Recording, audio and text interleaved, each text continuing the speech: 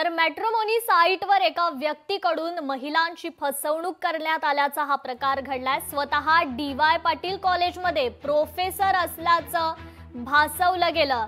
लबाड प्रोफेसरकडून लाखो रुपयांची फसवणूक झाली आहे। महिलांच्या नातेवाईकांनी लबाड प्रोफेसरला चांगला चोप दिलाय।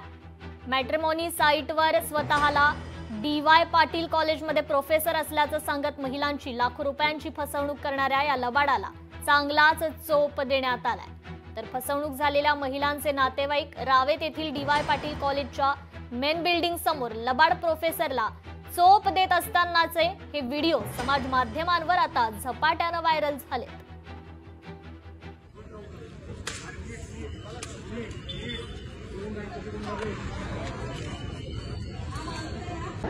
त्याला इथनं सगळीकडनं दिंड काढायला पाहिजे।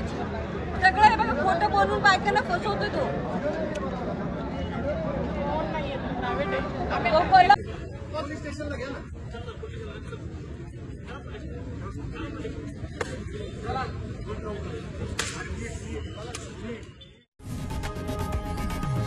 लोकशाही मराठी ऐका, पहा, जागरूक रहा।